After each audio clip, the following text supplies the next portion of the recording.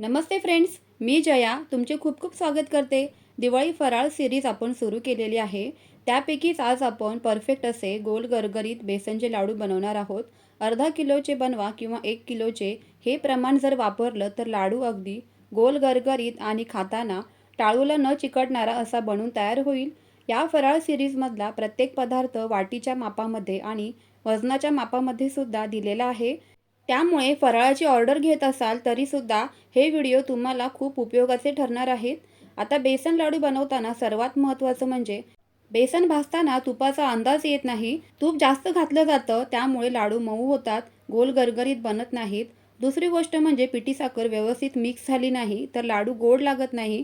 साजूक तुपातले गोल गरगरीत लाडू कसे बनवायचे ते आज आपण पाहणार आहोत. अशाच परफेक्ट प्रमाणासह अचूक दिवाळी फराळ बनवण्यासाठी आत्ताच चॅनेलला सबस्क्राईब करा आणि बेल आयकॉनवरही क्लिक करा. चला तर मग फ्रेंड्स, पटकन वेळ न घालवता रेसिपीला सुरुवात करूयात. सर्वात आधी इथे आपण साहित्य मोजून घेतोय. तर इथे मी वजन काट्यावर एक पातेलं ठेवलेलं आहे आणि इथे ही एक वाटी घेतलेली आहे. तर तुमच्या घरातली इथे तुम्ही कुठल्याही प्रकारची वाटी घेऊ शकता आणि त्याच वाटीने पुढचं साहित्य देखील मोजून घ्यायचं आहे. 5 वाट्या बेसनपीठ इथे घ्यायचं आहे. तर आता बेसनपीठ घेताना इथे मी आपलं जे नॉर्मल रेग्युलर आपण जे घरामध्ये बेसनपीठ वापरतो तर तेच पीठ इथे मी वापरलेलं आहे आणि त्याच पिठापासून इथे आज आपण बेसन लाडू बनवणार आहोत. तर बरोबर 5 वाट्या हे पीठ मी इथे ह्या पातेल्यामध्ये घेतलेलं आहे आणि 500 ग्रॅम म्हणजे अर्धा किलोचं इथे आपण लाडू आज बनवणार आहोत. तर बरोबर इथे वजनी प्रमाणामध्ये 500 ग्रॅम म्हणजे अर्धा किलो आणि वाटीच्या प्रमाणामध्ये जर मोजायला गेलो तर बरोबर 5 वाट्या हे पीठ इथे भरून तयार झालेलं आहे. पीठ घेताना आपण अगदी मोजूनच बनवणार आहोत त्यामुळे अगदी मोजमापासह इथे आपण फराळ बनवणार आहोत. त्यामुळे फराळ बिघडण्याची तर अजिबातच चान्सेस नाही आहे. त्यामुळे अतिशय उत्तम असा आपला फराळ बनणार आहे.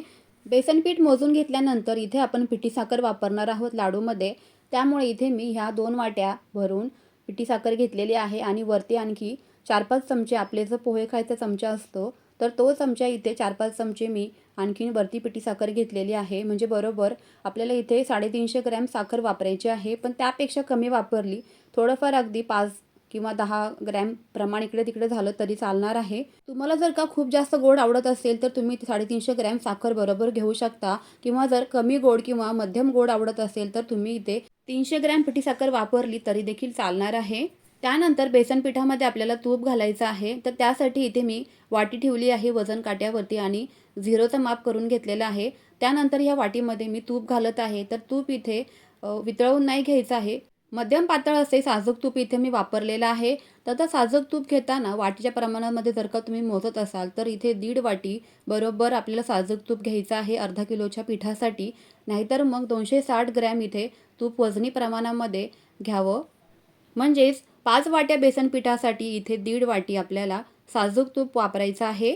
वाटीचं प्रमाण तुम्हाला इथे दाखवता यावं म्हणून मी 2 वाट्यांमध्ये इथे तूप काढून घेतलेलं आहे. तर तुम्ही इथे पाहू शकताय पहिली वाटी बरोबर 200 ग्रॅम इतक्या वजनामध्ये भरलेली आहे आणि दुसरी वाटी 60 ग्रॅम इतक्या वजनामध्ये भरलेली आहे. तर बरोबर टोटल इथे आपल्याला 260 ग्रॅम असं तूप वापरायचं आहे. तर आता इथे आपण पिठी साखर देखील घेतली मोजून आणि त्यानंतर इथे बेसन पीठ देखील मोजून घेतलेलं आहे आणि तूप देखील आपण मोजून घेतलेलं आहे. तर साहित्य आपलं तयार आहे.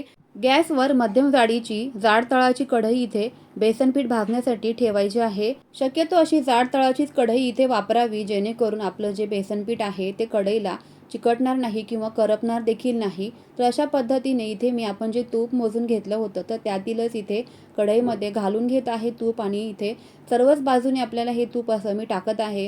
कारण आपण पीठ घातल्याबरोबरच कढई गरम असल्यामुळे लगेचच हे पीठ करपू नये किंवा कढईला चिटकू नये म्हणून कढईमध्ये असं सर्वच बेसन पीठ एकदमच घालून घ्यायचं आहे.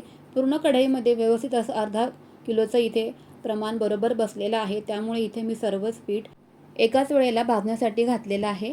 कढई इथे अगदी मंद आचेवरती सुरुवातीला गरम करून घ्यायची आहे. फक्त खूप जास्त कडक इथे कढई गरम नाही करायची, नाहीतर पीठ घातल्याबरोबरच लगेच करपू शकतं. म्हणून इथे ही स्टेप लक्षात ठेवायची आहे. आणि पीठ घातल्यानंतर सुद्धा अगदी शेवटपर्यंत कुठेच इथे गॅस मोठा वगैरे करायचा नाही आहे. असे हे बेसन लाडू बनवण्यासाठी आपण इथे डाळ वगैरे भाजून इथे पीठ दळलेलं नाही आहे. त्यामुळे कच्च्याच पिठाचा आपण इथे बेसन लाडू बनवतोय. त्यामुळे पीठ आपल्याला अगदी व्यवस्थित 20 ते 25 मिनटं मला लागलेली आहेत हे पीठ भाजण्यासाठी. तर तेवढे इथे पेशन्स ठेवायचे आहेत आणि पीठ आपल्याला पूर्णपणे भाजूनच घ्यायचं आहे. तुम्ही जर का घरातील इतर कामे करणार असाल पीठ भाजून ठेवायला आणि तर असं चालणार नाही अजिबात, कारण पीठ इथे करपू शकतं आणि लागू देखील शकतं. त्यामुळे सर्व कामे घरातील पहिल्यांदा करून घ्यायची आहेत आणि त्यानंतरच इथे दिवाळी फराळ तुम्ही करायचा आहे. कारण सर्वच दिवाळी फराळ करण्यासाठी जो काही पदार्थ बनवतोय, तर त्यासाठी भरपूर असा वेळ लागत असतो आणि हा वेळ इथे आपल्याला द्यायचा आहे जर का पदार्थ उत्तम बनवायचा असेल तर. त्यामुळे तुम्ही ही स्टेप नक्की लक्षात ठेवाल, की इतर कामे जी आहेत ती बाजूला ठेवून फक्त आणि फक्त तुम्ही इथे आपला पदार्थ बनवण्यामध्ये लक्ष द्याल. सुरुवातीला आता हे बेसन पीठ पूर्णपणे तुपामध्ये असं मिक्स करून घ्यायचं आहे. आधीच तूप घालायचं नाही आहे, नाहीतर मग हे पीठ जे आहे ते लगेच असं एकमेकाला चिटकून पीठ व्यवस्थित भाजलं जाणार नाही आहे. तर हलकासा याचा कच्चेपणा गेल्यानंतर आपण त्यामध्ये अगदी 2 ते 3 चमचे मध्ये-मध्ये मिक्स करत जाणार आहोत. त्यामुळे तुम्ही ही स्टेप नक्की लक्षात ठेवून इथे हे पीठ भाजूनच घ्यायचं आहे व्यवस्थितपणे. असं पीठ भाजत असताना तूप घातल्यानंतर त्याच्या गुठळ्या होऊ लागतात किंवा मग गाठी तयार होतात ह्या पिठामध्ये. तर काय करायचं आहे मी तुम्हाला पुढे सांगते, की ह्या पिठामध्ये असं मिक्स करत तर जायचंच आहे आणि कलथ्याच्या किंवा स्पॅच्युलाच्या मदतीने हे ज्या गाठी झालेल्या आहेत त्या मोडत-मोडत घ्यायच्या आहेत किंवा तसं जर नसेल होत, तर इथे तुम्ही पाहू शकता अगदी गाठी व्हायला सुरुवात झालेली आहे. तर मग अशा वेळेला घरातली कुठलीही एक वाटी घ्यायची आहे किंवा पेला घ्यायचा आहे असा आणि त्या पेल्याने आपल्याला हे जे पीठ आहे ते अशा पद्धतीने या पिठातल्या गाठी अशा मोडूनच घ्यायच्या आहेत, जेणेकरून एकसारखं हे बेसन पीठ गॅसवरती भाजलं जाईल आणि एकाच बाजूला असं करपणार देखील नाही आणि ज्या गुठळ्यांमध्ये पीठ गेलेलं आहे तर ते देखील आपलं इथे व्यवस्थित भाजून तयार होईल. त्यामुळे ही स्टेप तुम्ही नक्की लक्षात ठेवून पीठ भाजायचं आहे. पीठ भाजताना कोरडं वाटू लागलं की लगेच त्यामध्ये तूप घालायचं आहे मध्ये-मध्ये 2-2 चमचे आणि आपल्याला हे बेसन पीठ पूर्णपणे असं भाजूनच घ्यायचं आहे. तर एका वाटीतलं इथे मी आता पूर्णपणे तूप घातलेलं आहे आणि दुसऱ्या वाटीतलं तूप तसंच ठेवलेलं आहे. तर पुढे आणखी ते मी घालणार आहे. असं हे पीठ भाजत असताना लगेचच तूप घातल्यानंतर अगदी तळापासून पीठ पूर्णपणे मिक्स करून घ्यायचं आहे. नाहीतर मग हे तळाला पीठ खाली लागून करपू देखील शकतं. त्यामुळे इथे या पद्धती बरोबर लक्षात ठेवूनच इथे पीठ भाजून घ्यायचं आहे. अशा इथे गुठळ्या मोडून घेतल्यामुळे एकसारखं सर्वच बाजूनी पीठ इथे भाजलं जातं आणि कुठेच कच्चं किंवा तुपाच्या गुठळ्या यामध्ये होत नाहीत. अशाच पद्धतीने इथे आपलं पीठ आता तयार झालेलं आहे पूर्णपणे. तुम्ही बघू शकताय. तर कलरसुद्धा खूप मस्त आलेला आहे पिठाला आपल्या.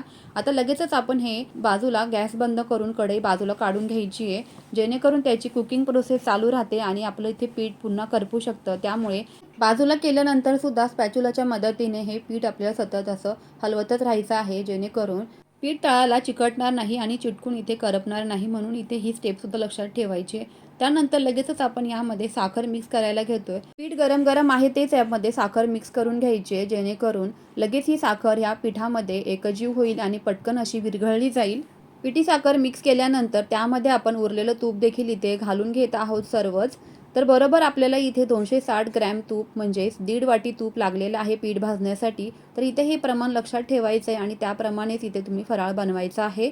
तर आता पुन्हा या वाटीच्या मदतीने ज्या काही गाठी किंवा गुठळ्या झालेल्या आहे साखरेच्या, तर त्या आपण इथे मोडूनच घेणार आहोत, जेणेकरून साखर अशी पूर्णपणे आपल्या पिठामध्ये मिक्स होईल आणि एकसारखी अशी साखर सगळ्याच बाजूला पसरली जाईल, लाडूमध्ये आतपर्यंत मुरली जाईल. म्हणून ही स्टेपसुद्धा इथे करायची आहे लक्षात घेऊन.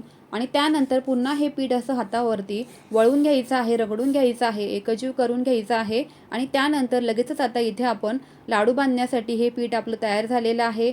जर का गरम असेल तर चमच्याचा वापर करावा शक्यतो. अगदी तळापासून हे पीठ पूर्णपणे एकजीव करायचं आहे, जेणेकरून साखर अशी एका बाजूलाच न राहता सगळीकडे एकसारखी पसरली जाईल. आता लगेचच आपण लाडू वळायला घेतोय. तर तुम्ही इथे पाहू शकताय की ह्या पिठामधलं काही पोर्शन मी घेतलेलं आहे हातावरती. अगदी सहज हे लाडू इथे वळले जात आहेत. तूप इथे कमी देखील झालं नाहीये किंवा जास्त देखील झाले नाहीये. अगदी परफेक्ट असे गोल गरगरीत इथे लाडू बनवून तयार होतात. तर तुम्ही इथे मी सांगितलेल्या परफेक्ट प्रमाणाचा वापर कराल. फराळाची जर का तुम्ही ऑर्डर वगैरे घेत असाल तर अतिशय उपयुक्त तुम्हाला हा व्हिडिओ ठरणार आहे. सुरुवातीला एकदमच हे सर्व लाडू वळवून घ्यायचे, कारण मग आपण पुन्हा जर का हे प्लेटमध्ये बनवून ठेवले तर याला पुन्हा तूप रिलीज व्हायला सुरुवात होते. त्यामुळे शक्यतो सुरुवातीला सगळे लाडू वळून घेतल्यानंतर त्याला पुन्हा एकदा असा आकार द्यावा, शक्यतो गोल गरगरीत असा. आता इथे जर का तुम्हाला ड्रायफ्रूट आवडत असतील तर ते पिठामध्येच घातले तरी देखील चालणार आहे किंवा मग अगदी सर्वात शेवटी लाडू वळवताना ड्रायफ्रूट लावले तरी देखील चालणार आहे.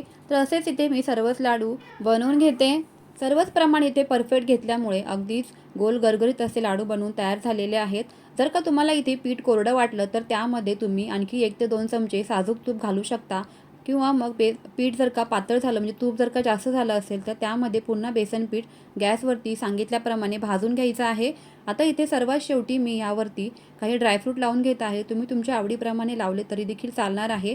ड्रायफ्रूट लावल्यानंतर पुन्हा ह्या लाडवांना असा गोल गरगरीत असा आकार द्यावा शक्यतो, कारण गरम गरम असल्यामुळे यामधून पुन्हा तूप रिलीज होते आणि हे जे लाडू आहेत ते पुन्हा थोडेसे असे हलकेसे पसरतात. त्यामुळे लाडू थंड झाल्यानंतर परत शक्यतो याला आकार द्यावा आणि मग तो आकार इथे फिक्स होऊन जातो. प्रत्येक लाडूला इथे तुम्ही पाहू शकताय गोल गरगरीत असा आकार देखील आलेला आहे आणि मस्त असे लाडू आपले इथे बनून तयार झालेले आहेत. एक लाडू मी तुम्हाला मोडून दाखवते.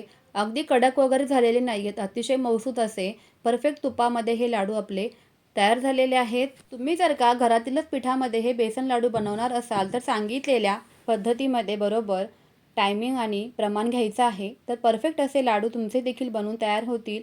रेसिपी आवडली असेल तर व्हिडिओला एक लाईक नक्कीच करा. त्याचबरोबर तुमच्या फ्रेंड्स आणि फॅमिलीबरोबर ही रेसिपी जास्तीत जास्त शेअर नक्की करा.